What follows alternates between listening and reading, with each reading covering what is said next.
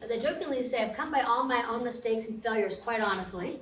And I spent 7 years as a chief executive of an international nonprofit called Arms of Love. And I had to do all the things, building boards, dealing with programs in a developing country where I didn't speak the language. I had staff, I had properties, it was quite an interesting learning curve.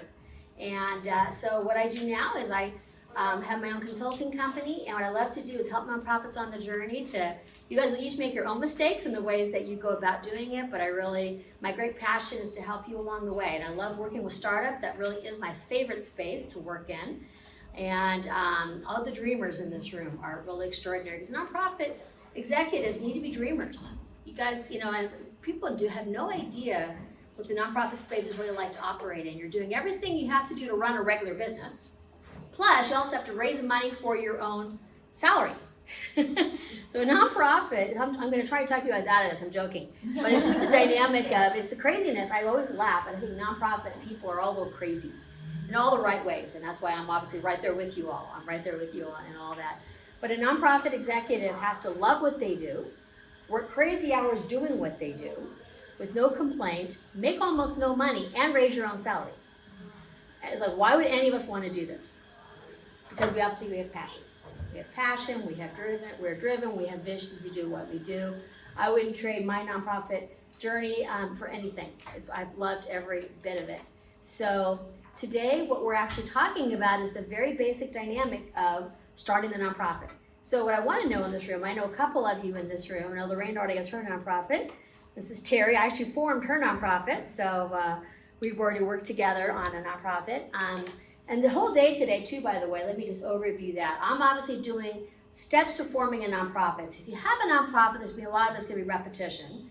But then our next session will be Art Bavoso.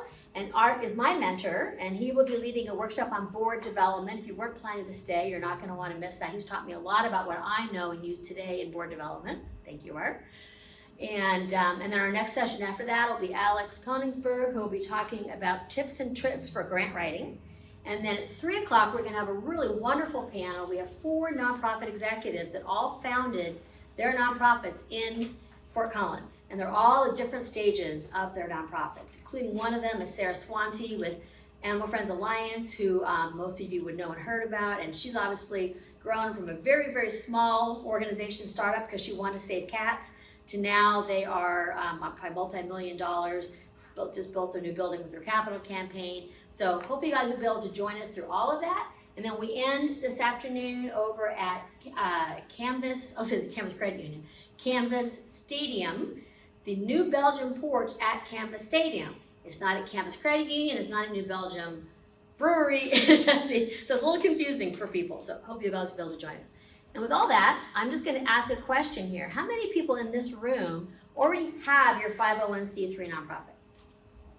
Okay, so those of you that are here do not have one and are maybe looking at starting one, and you're asking those kind of questions. Okay, great. So what I want to hear is from those of you that already have your 501c3s, if you could just quickly give me one thing that you came to this particular session for today that you wanted to know. You can start. I came in here because I want to make sure that I'm still doing all of the things right and that there may have been steps I missed along the way. Excellent. Okay. Lorraine. T's crossed and I's dotted. Okay. All right. Terry. Yeah, pretty much. Have I missed something or am I? Well, you work with me. Hopefully you haven't. Yeah. I'm joking. Anyone else that I missed? Oh, yes. I did all of that. Okay. Okay. So again, some of the stuff's going to be basic today, but I think there's also going to be some other things that we do. So with all that, I'm just going to kind of start and go through and talk about the steps of forming a nonprofit. Is starting a nonprofit right for you? 10 steps to forming a nonprofit, 4 steps to completing the 1023, which you'll find out what that is soon, elements of a healthy nonprofit, and the 4th piece is capacity building for success that I'm not going to cover because Art will be covering that in his session. But these are kind of the areas that we want to talk about in this stage of your nonprofit. All right. So, why do people form a nonprofit? There's 4 key reasons why people form a nonprofit. One is you want to create a structure so others can join you in expanding your vision. You want to work with other people in what you're doing to move forward in your organization. You want your mission to continue without your leadership in perpetuity. You start the nonprofit, you're excited, you're forming it, you're operating in it, but then you're called to do another adventure. Many nonprofit founders start more than one nonprofit because they want to expand and grow in the things that they're doing. You want to raise tax-exempt funds. That's what most people come to me for. When I form their nonprofit, they want to say, hey, I've been doing this for a while. I've been doing this using money out of my own pocket. It's been my passion, and I want to bring other people in because I really need to bring in finances. I need to bring in grants, that kind of a thing. And then also protecting your personal assets from liability. When you form a nonprofit, you actually form a legal corporation, which is separate than your own personal finances, which is nice. Again, if you're running your own thing out of your garage or out of your car, feeding the homeless out of your car, all those things, you do have potential liability issues. Running it through the nonprofit organization helps with that process. So, all right. So the first thing is when you're looking at starting a nonprofit, this is good for everyone in the room because I think that every nonprofit, even business too, I was just on a business retreat where I was working on my own my visioning and missioning. So I think it's good to look at. So I think this will be helpful for everybody. So let's look at your vision. How will the world be different for your work? People ask, what's the difference between a vision and a mission? This is the way that I define it. The vision is kind of the greater goal of what you're looking to do. My dream is that no child will ever be homeless anywhere. You obviously cannot do that, but that is your dream for the world. Your mission is, what are you doing? What is your piece of that puzzle? What is your piece of that puzzle? So Lorraine works with a friend for you. She works with pregnant teens and matches them up in partnerships with women, which is extraordinary. So she can't help every pregnant teen with everything they ever need, but she can help them with friendship. And that's the piece that she focuses on. Because again, we can't do all things. One of the biggest mistakes in fact nonprofits do is try to do too many things. Try to do too many things that aren't in our wheelhouse. Business owners do the same thing. And then values. What beliefs are core to how you're going to operate and drive your organization? So what are the values that you are about and what you do?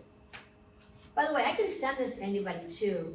My business cards are up there, my information's on the thing. You guys can have my deck or any of the handouts that we're gonna do too. So, all right. Do you have a community identified need? One of the biggest challenges I'll find sometimes with nonprofits when they first contact me is they have a vision, but it's like, well, first of all, does anybody need what you wanna do? I had this guy once who came in and he wanted to count fishes in rivers and streams because he thought that was good for conservation efforts, and then he was hoping to grow his nonprofit around it. It was a wonderful dream, but I had to really work with him the point of what's going to be the value of that for other people. And so that is one of the things that we are there. So who else is doing this work? Can you work together with somebody else who's doing it instead of forming your own organization? I think Miller County now is counted at 3,700 nonprofits, and there's a lot of competition for dollars in this town. It's a generous community, but a lot of competition. We all know when fundraising season starts and all the fundraising events that are happening in town. So what you always want to find out is what are you doing that's innovative or unique?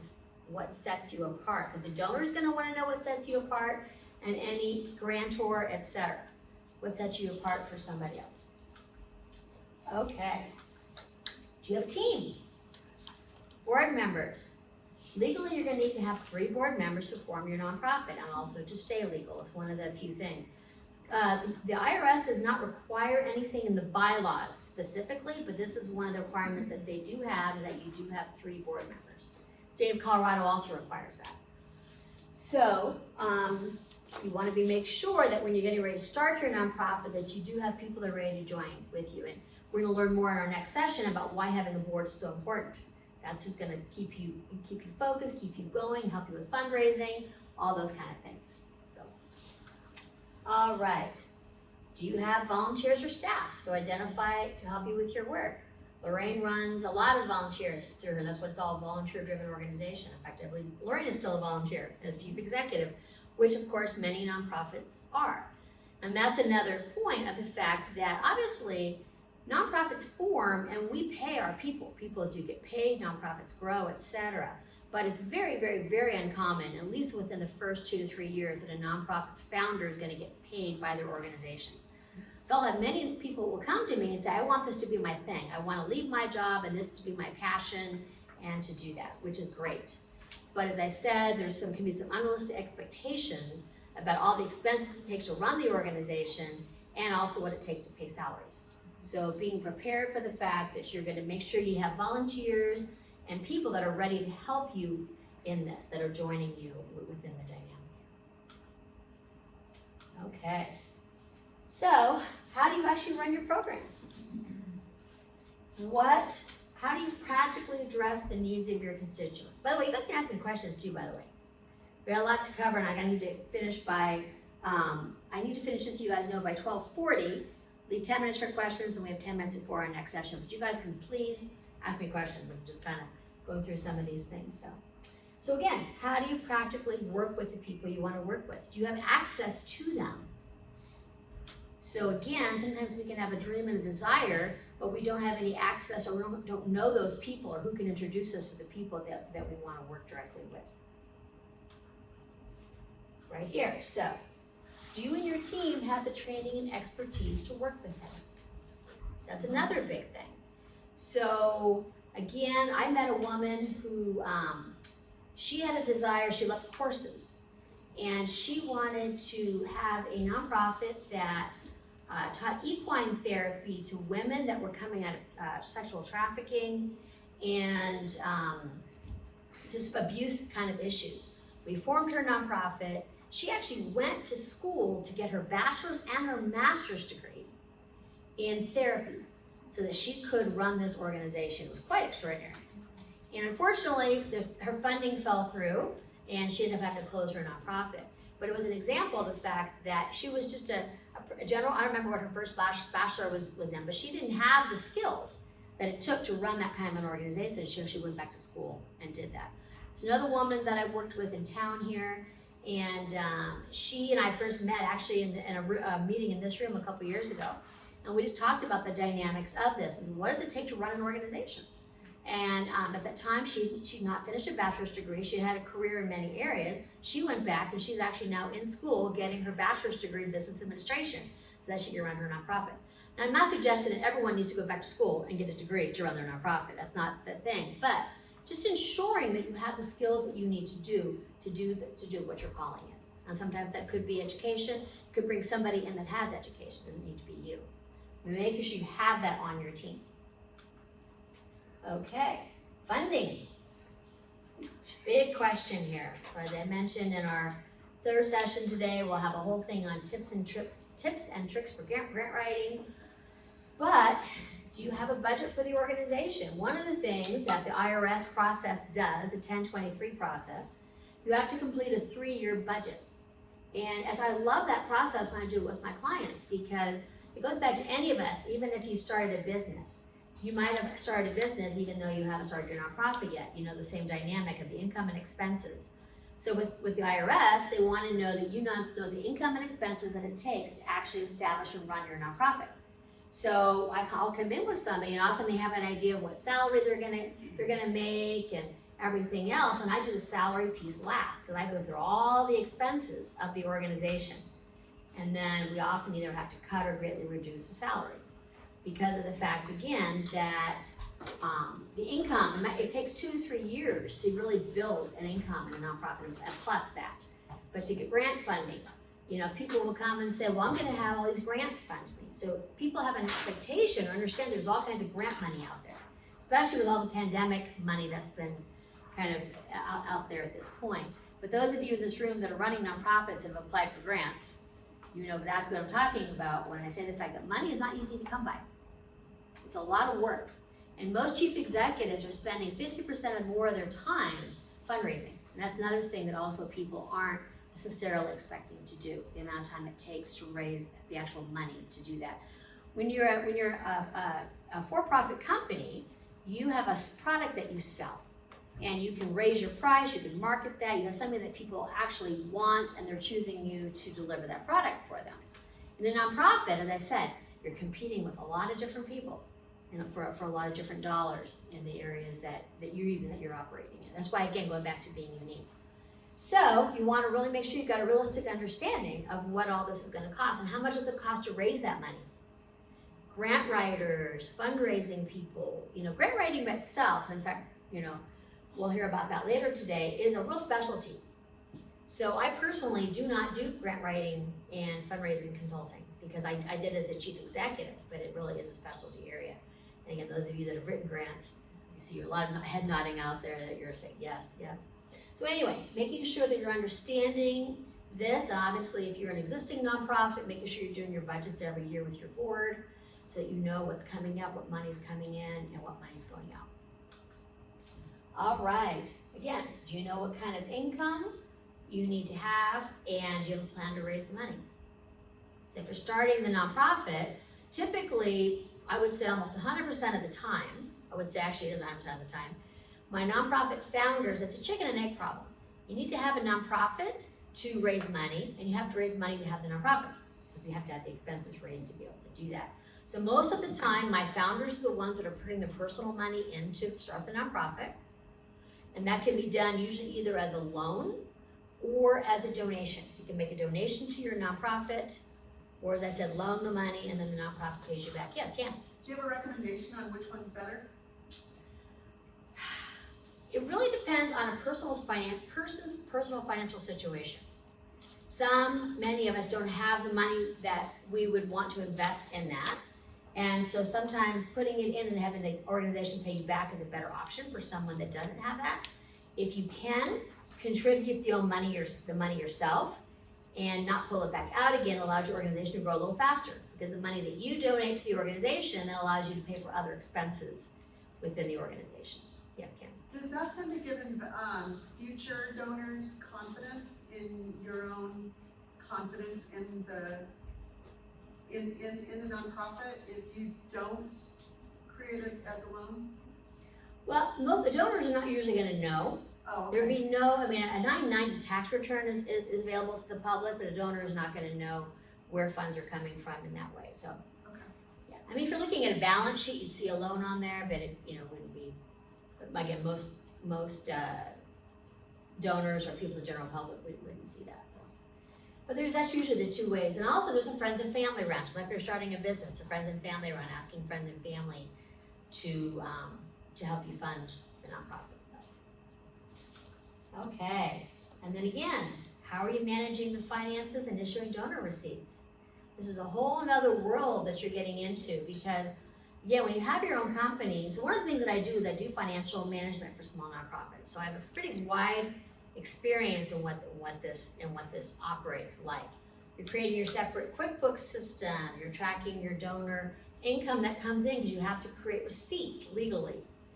And it's really key that you're setting up your QuickBooks systems and finance systems in a really effective way that keeps everything very well organized.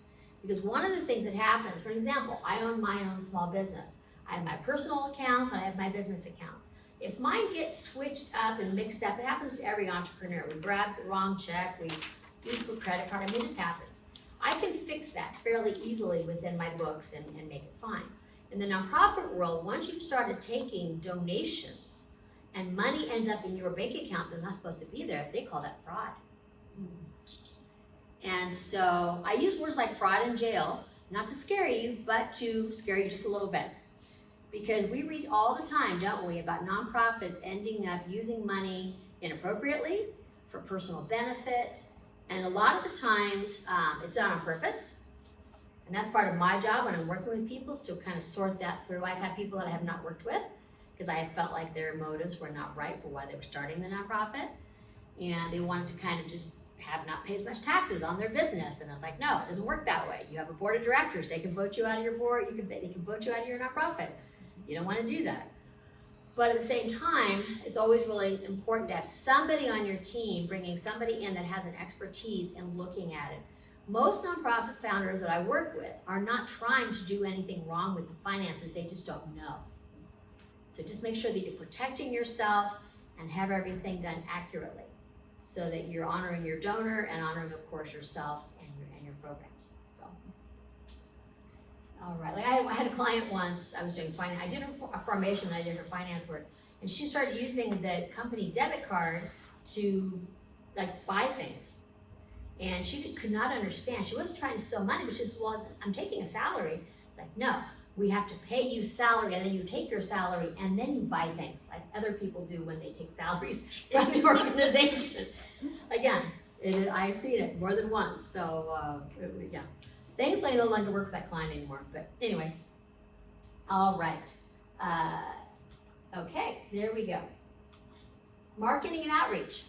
How are you going to reach your community, your donors, and your constituents? So these are all different groups of people. Your community is, if you've got a program, how are you going to advertise to the people in that community that you are open for business and ready to serve and help them? So that's kind of one type of a marketing strategy that's very going to be, again, based in that way. Your donors, it's a whole another kind of marketing strategy. That's when you're asking for money. You're presenting programs in such a way that is compelling that the donor then is going to want to say, yes, let me write you a check. And the donor always wants to know, what have you done with my money, and what are you going to do if I give you more of it? So that's always what's in your donor's mind. So every piece of marketing material, any communication with the donor is keeping those questions in your mind there. And your constituents, the greater community, how are you known? Fort Collins is a small town with the good and the bad that comes with it. I personally love doing business in Fort Collins. I'm so grateful I get to be here and do that. But again, we all know that missteps and things in our reputation can be devastating in a small community. So you got the pros and the cons. So making sure that you are reaching people in the community with what you do, that your events, activities, those kind of things, where your organization is being known to other people. How will you keep them informed? So you've got things, of course, everyone, starts with the website, which is a great thing to do. But then you've got to have your email newsletters, your social marketing. Yeah, the social stuff that's one I have a part of my own business, actually, is my social media. So there's a lot of different ways that you can market your services now. Social media marketing for nonprofits isn't always the greatest way to do that, but you can certainly get your ideas out there, your events out there, letting people know you're there. There's actually a grant, a $10,000 Google grant for ads. I'm working with someone right now that I know that does this for nonprofits, and I'm gonna have him, he's gonna be creating kind of a blog post for me that I'll be able to send out to my people. And if you're not on my mailing list, you can definitely give me your card or send me an email and I can put you on there. Because one of the things that I do is, once I form the nonprofit with my team or with my nonprofit, I then also do ongoing board training and consulting. That's also my passion. But I love it with the micro nonprofits. I love it with the startups. I love being in a room with startups in your very first board meeting, helping you figure out how to do a good agenda and do board minutes and how to create a board committee, all the basic things. That's where my fun is.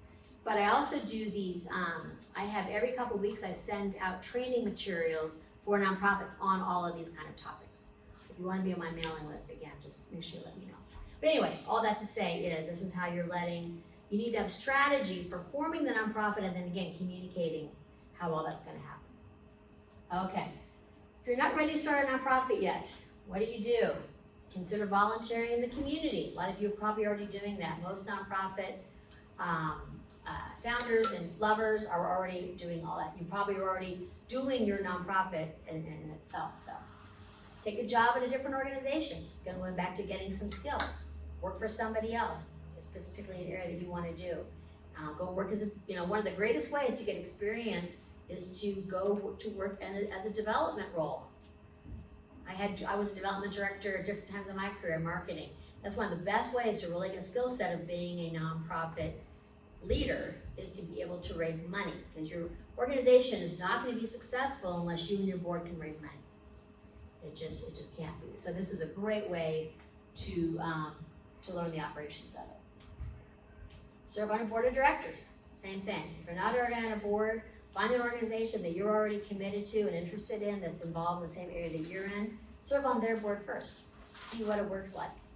Learn a lot of those kind of things. Pursue fiscal sponsorship. I was talking to this woman here today. She's been doing some work under another nonprofit in town here. There are organizations that will sponsor you, which means that you become a program of their organization.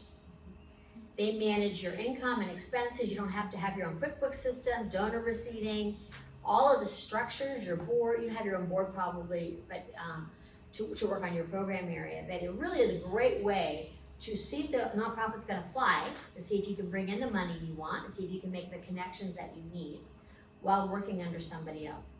But that's the great advantages to it. There's certainly some disadvantages to this, is that nonprofit then actually technically owns your donors. The money goes to them. And they are processing it. And I've had an example of again, I share these stories because I see them all the time. I would say all the time, and I see them frequently enough that they concern me. But there was an organization here in town that was under a fiscal sponsorship of somebody else, actually not in this town, but kind of in our general area. And they broke off they were programmed first as one organization, then they broke off. And then that parent organization would not release the donor records. Thankfully, they were keeping track of their own. But there was a whole to-do around that, people that they trusted and worked with for quite a period of time. So again, like everything, there's a pro and a con to doing that. But that is really a great way, as I said, to start your nonprofit, see if it's gonna operate, and again, see how the funding and the volunteers come in from doing that. So, okay. And this is you could just Google if you want to know more about fiscal sponsorship. This is councilfornonprofits.org, which is one of my favorite places to go and get information. Just like anybody else, I Google a lot. I get a lot. I've done a lot of my own training on Google, so there we go. All right, so questions about these things. I want to actually talk about, there's 10 steps to starting a nonprofit. We only have about 10 minutes left. So I want to make sure what questions you have about what we talked about. So I have people come to me starting a for-profit. Okay, but then they say, well, maybe I should be a nonprofit. How do you make that distinction for them? So kind of when I first started with the slide where I talked about the 4 reasons why people become the nonprofit, that is one of the best ways of telling them. And one of the best ways that I do is I say to them, your name again, Mike, right? Okay. So Mike, you have your own for-profit company, and I understand you want to start your nonprofit. So let me tell you the pro and con of that. The pro is you have other people that come in, they join you, you're bringing in money, you can raise donations and that kind of a thing. But here's the downside of it. All the hard work that you've put in, your intellectual property, everything you've created in your own company, you are 1 out of 3 board members on your board. If you've got 5, you're 1 out of 5. You can be voted out at any time. The board could be in a meeting one day and decide to go a completely different direction. Right now you're working with kids, and all of a sudden the board says, there's so many homeless in our community now. That's what we should be doing. We don't want to really work with kids, we want homeless. You can vote it out and you've lost your organization and everything you've worked for. That's usually enough to, also you as a for-profit, you got to decide your own salary, make your own decisions about that. Again, you are 1 vote out of many people on your board. So I paint that picture for them because I've seen that it's all actually true and it can happen. And a lot of people will choose to just stay with their own company because they want to maintain the control of what they're doing versus losing control. So it goes back to, what is your purpose? What is your purpose? Is your purpose for yourself, or is your purpose really to create a difference in the world and in your community? And that's when you can really kind of sort that. And I'm not saying there's anything wrong with either one. It's just kind of sorting through what that is. And I'm an SPDC consultant, and I get a lot of those kind of calls from people sorting through that. Does that help? Mm-hmm. Okay, all right. Kim, the B Corporation, which I know California has that. The B Corporation is the combination of the for-profit and the non-profit, in the sense that money accrues to the for-profit, but then it's part of their mission to give it out. So there's this, I'm not sure beyond that, but are you aware of any B corporations here? No, I'm not. I've studied them, and I have somebody who actually approached me about doing one. So, Right. But yeah, but there are some interesting hybrids that are coming out, kind of more in the social justice movements. They're coming up with some hybrids under that.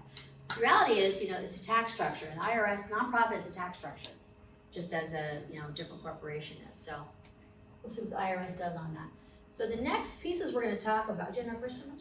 So the point I would make is that some of them come to me and want grant funding for a for-profit. Exactly. That's why they wanna go to nonprofit. Exactly. So here's a good answer to that one. And any of you that have written grants in this room, you know what I'm saying is a grant funder is gonna look for 18 to 24 months of financials before you should even be applying for a grant. So you're gonna have your nonprofit book set up, and the nonprofit grant, they also wanna know what's your percentage of corporate funding, what's your percentage of individual funding, what's your percentage of program fees. So if they have all their for-profit money, it all comes in from sales of whatever they're doing, they're never going to get anywhere with the nonprofit. So, but again, it goes back to the fact of what Amanda said, what's the motive?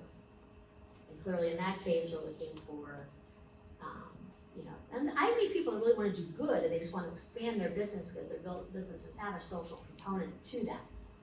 But that's really not what the thing is. And I also will tell people is that realizing that having a tax exempt status is a privilege. It's a privilege the IRS gives you, and they have certain requirements that they are very strict about. And we all know we do not want to be messing with that. Anyone that we've seen that before. So that's another thing that I will do just to kind of put a little bit of fear in them, so to speak. It's like, do you really want to get yourself under a whole other level of scrutiny as a nonprofit? I don't think so. Your tax returns are different, your financials are different, everything's different about the nonprofit. So, anyway, those are great questions though. And those are, again, I get those kind of things all the time. And that's why those of you that haven't started a nonprofit yet, that are in the room, it's a good kind of thing to think about. So I'm just gonna get into there's 10 steps that I'm gonna cover probably fairly quickly. So just so you guys know that this is what my core business is that I form nonprofits and I create what's called the 1023 application. And so that's what I did for Terry. And so it's a fairly complicated 18-page IRS document, which is not fun to do at all. So as you're learning this today, I just want you to know that I do offer a 30-minute complimentary consultation. Anyone in this room, even if you're an existing nonprofit, just want to talk to me about some things, I'm happy to chat with you. Again, I don't work in grant writing or fundraising, but board development and all the compliance issues for nonprofit financial stuff those are my passions. So I'm going to go through this now, especially for those of you guys that have not started a nonprofit, and we'll see what the steps are. Okay. We already talked a little bit about vision, mission, and values. When you form the Articles of Incorporation with the Secretary of State of Colorado, they're going to ask you to create your vision statement. So that's the very minimum that you need to have to actually file with the state. Okay, determine your name and its availability. Secretary of State, Colorado, just Google that, see if your name exists or not. State of Colorado, you don't need to use the name Inc. after it, some states you do. I've incorporated in probably 16 different states now, and every state has their own incorporation process. Colorado's is not quite as easy as it should be, which I'll tell you about in the next slide. But you can go to the Secretary of State and Google if it's available. Okay, form your board and establish your bylaws. So I often will do this after I incorporate, but the reality is it makes, this is the way you should do it. It's like anything when I work with people, like we all do in our businesses, there's best practice, and then there's what you do to get the job done. This is best practice. Usually step 4 comes before this one, because that's just what makes sense. So, and again, I do whole trainings on forming boards and bylaws, and I can give you sample bylaws and all that kind of thing too. But as I mentioned earlier, you need to have at least 3 members on your board. Art will be talking in our next session about who board members should be, so I'm not going to spend time talking about that now. But what I will say is that he's going to share a little bit differently because he works with large organizations, matured organizations. I work with primarily almost always startups. Again, best practices. So people will say to me, well, should I have a CPA and an attorney and all this on my board? Because if you Google who should be on the board, that's a very healthy board to have people like that. But as a startup, I always suggest that you have people that are dreamers and that are for you. They're for you, they're supportive of you. Because what you don't want is the situation I was talking with Mike about, that you're in a group of people that all have their own ideas and visions, and you haven't even started yet, and all of a sudden the board's confused and going off and doing all these things that were never what you intended. I always say people should start with a very small board, people that are again for you, dreamers, business people, because boards are about business. People bring on people on their boards that are program heart people, which we love our program heart people. The challenge is most nonprofit founders are program heart people, which so you want to make sure you've got your business people around you that can help those things. So, but again, I do a whole thing just on this topic. It's a big topic in itself. Get your EIN from the IRS. So you just need obviously the name, your address, social security number. It's a pretty quick thing to get from them. Articles of incorporation in the state of Colorado. So the IRS has two major requirements. So if you guys are going to forming this and doing it on your own, reach out to me before you file your articles, and I will tell you how to do this correctly. So the IRS has two major requirements that they ask. One is that you have a purpose statement. Makes sense, right? On your articles, excuse me. Purpose statement on the articles. The second is that you have a dissolution clause, which again, Mike, goes back to your question. What people don't realize is in a nonprofit, if the organization dissolves, the monies do not go back to the founder or to the board, they go to another nonprofit. So people will say, well, I want to put my house and my car and everything in my nonprofit so I save on property taxes. Again, you get kicked off your board, you lose your house and your car, you don't get those back. Another great thing to tell them. So anyway, those are the things with that. What was the name of that clause? Sorry, I did dissolution. Dissolution. So IRS requires both of those. Guess what? The state of Colorado does not include a purpose statement on your articles. It's the strangest thing. I said I've incorporated in probably 15, 16 states. I see it all the time. I just did a guy in Hawaii, and at the bottom of it, I did all the thing. At the bottom of it, there's a checkbox to say, I realize that this does not meet all the requirements of the IRS, and I've attached a document. Okay, Hawaii, why didn't you allow for a dissolution and purpose statement on your nonprofit articles of incorporation and then tell me that they don't meet IRS standards? It's a mystery to me. California, by the way, I'm from California, did it right. They're one of the few states that actually has everything in their articles correctly. I share that with you because when someone comes to me, oh, I've already forwarded my articles. Well, the problem is I almost always have to redo them because they didn't know to do that. So again, contact me if you're going to be doing this on your own. I'll send you the stuff that I need that you can do it correctly. All right. Open a business bank account. Once you have your EIN and your articles, you can actually go to the bank and open the bank account. I have some very strong thoughts about bank accounts, only because I do finance work for small nonprofits. I do not suggest credit unions because most of the time you cannot look at your check deposits and the checks that you've written in the bank. I don't ever like to slam organizations in our town here, but I had my own business account with Canvas, which I closed down because I literally could not see a copy of a deposit or check that I had written. So just sharing that with you guys, making sure that when you open a bank account, that your bank actually can operate as a business account, even though my account said it was a business account. Plus it limited me how much money I could transfer in and out of it. It was very strange. Well, this is a business account. Why are you limiting me to $500 to transfer? It was very bizarre. So anyway, do that with caution. I've learned a lot of these things the hard way. All right, file the 1023. I'm going to tell you about those steps quickly here. But this is the 1023 application. There are two types. There is an EZ form if you're a 50,000 or less in each of the first 3 years. And the long form is 18 pages. And that's the form that I mostly do for my clients. And because I like it, it's a bigger, it has more requirements. And by the time you're done with it, you have really met and you have a really good structure to start with, which again, I'll talk more about in just a minute here. Okay, once you file it, you wait. So I've seen them as long as 8 months and as short as 10 days. Terry's, if I can share about Terry's. Yeah. Terry's, we filed on December 31st, I think, and what was it, July that you finally got? July 6th. July 6th, she finally got approved. We waited forever on that one. And I had some clients that I had filed in May and gotten approved before Terry's got approved. So why that happens, I don't know. Nick, do you remember how long yours took once we filed it? Yours was pretty quick, I think, wasn't it? Filed September to January, Okay, well, 4 months. no, better than Terry. I have some that have been approved literally in 10 days. So, all right.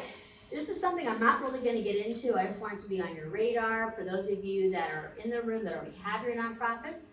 Charitable registration is required. If you were over, I think it's $25,000. I'm not gonna share anything more with that. I want you guys, again, you can contact me about it, or you can Google it and find out more about this. All right, file for tax exempt status in your state. Colorado does not require that. Some states do, California does as an example. All right, so here's your little summary there. 4 steps, I'm gonna go through these real quickly, and then I wanna make sure I take time for questions. So, I just listed these as quick things here. So the first thing that I always do with my client, incorporating and creating the EIN. I've got a little pointer thing down here. I wonder where it is. Nope, that wasn't it. I just bought this. Well, when I sit down, I'll find it. All right, so then choose your board and develop your bylaws. So the IRS, when you are filing your 1023, you must upload your bylaws and you must upload your articles of incorporation. So you have to have this for when you file, and they also ask you about it. The next one is writing a project narrative. It's basically, it's only 5,000 characters. You do not need to have a business plan or strategic plan. About a page and a half of typed information to do that. And then the 3-year budget. And again, it's really a very, very basic budget that you work on, and the form itself is very basic. Again, they just want to know that. So by the time you've actually created all 4 of these things, you've got a pretty good basis for your nonprofit, which is why this is really powerful to do there. So, all right, I'm not going to have time to go through this. So these are all the elements of a nonprofit, which they're healthy. It's kind of more of a next thing that we would do. Art's going to do that. And then there you go. There's my contact information. And again, you guys have my card and my thing there. So I've got time. Yes, I've got about 5-7 minutes left for questions. How many of you are going to stay for the next session? Okay. Okay. So questions. I went through things really quick. There's a lot. It's a big project to do, and it's a very detail-oriented project. There's a lot. So thanks for hanging in there as we were discussing the things. So I have a really basic question. Can you clarify the difference between donors and constituents? yeah, so a donor would be someone who is directly donating money to your organizations. You're going to write to people in a certain way. It's a fundraising ask, possibly. You know, how do you ask for money? Constituents are people in the general community that you want to know about your organization. You're meeting at different events, those kind of things. You're not necessarily going to walk up and just ask for money. Not to do with your donors either, but it's just kind of a subgroup. Technically, they're all constituents, Okay. and then you probably break them down into different groups. Thanks. All right, There's another word for that would be stakeholders. stakeholders. There Yeah, could be absolutely. stakeholders who are out there that have a vested in making sure that you succeed, but they may not be as directly involved with donors and so forth. Cool. Great. See, that's why Art's my mentor. I would learn from him. Okay. What else? Yes. What's the biggest hurdle you've seen when starting a nonprofit, or even just along the way? So from the process that I do, because again, the 1023 itself is the 4-step process that I mentioned. But I think the biggest challenge for nonprofits, this is where I hope you're going to be able to stay for the panel today. Are you What's able to stay for the panel this afternoon? No. Okay. I gotta. No worries. But which I think is fundraising. I think hands down fundraising is, because again, the biggest challenge is being able to run your program, the passion you have for your program, but then raising the money to continue it. And you need to bring in people. You need an office manager, you need a finance person, you need different people, and you have to raise the funds to be able to take care of that. Versus when you have your own business, you can sell a product, increase your price, expand your offerings. So I think be able to position, so I think it is really important. It goes back to investing in infrastructure of your organization and investing in people that can help you raise money. I mean, those are the expenses that are difficult for all of us to do, because it takes a while to see the results of it. But the problem is, if we're not investing in grant writing and fundraising assistance or marketing assistance, it's really hard for us to grow. So like I said, it's definitely a chicken and egg challenge. So, other questions? Okay. Well, we have 2 more minutes. Anything else? Go back, New Belgium is B Corp. They are. Yeah, New Belgium Brewery formed a B Corp 4 years ago, 3 Okay. years ago. Yeah. Yeah, I met this guy, I do Google advertising, people find me on Google a lot, that's why I work all over the country. And he was already a really successful for-profit, and then he wanted to do a nonprofit and nesting the for-profit under it, it's like owned by the nonprofit. And it's like I can't remember, I'm not disinterested, but there's a name for it I hadn't heard before. And that's something that, And that's separate from New Belgium itself, yeah, right? This is separate No, so New Belgium itself. is a B Corp. So they transferred from a S Corp to B Corp, I think in 16 or 17. So, and they still are now, and I think one other large company in Fort Collins, I think, maybe Auto Products is a B Corp as well. yeah. But they still operate for profit, yeah, they still operate for profit at the bottom line, they do good. Yeah. But their purpose is that. All right, yes. What does the project narrative look like? Absolutely, great question. So when you look at the 1023 application, it has like 5 questions on there. And it'll ask you, so when I do it, let me try it this way. If I'm interviewing you, you're my client, I would say, tell me about yourself and your background, your education background, your experience, anything that would give you experience in running a nonprofit. Because I would tell the story of your organization for the IRS. And then it would be, what's your passion? Why are you starting this? Everybody has an origin story. I love the origin story. Sometimes it's because something happened to them, sometimes something happened to a family member, sometimes just a need that they see in the world. But I will say 2020, it was amazing. I mean, people have just come out, my business is growing because people are wanting to make a difference in the world everywhere. It's really been quite beautiful to see that. So that's the next piece. That's the next part of the story, the transition story. And then your programs. So you have all the programs that you're gonna offer. It's gonna be anywhere from 1 to 4 programs. And there's usually about 2 statements, 2 or 3 statements for each. And the IRS is gonna wanna know what percent of your time and money you're gonna spend on each one of those programs.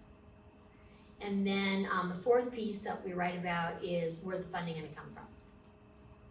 But again, the nice thing about this is, used to be, the forms are now online, which has made it easier, because beforehand it used to be a stack of paperwork like this, and you didn't know how much or little you were supposed to write. And so you think, oh, I should give the whole business plan, because you're thinking that's how they're gonna approve me. But I said, literally, they don't literally even let me put in more than 5,000 characters.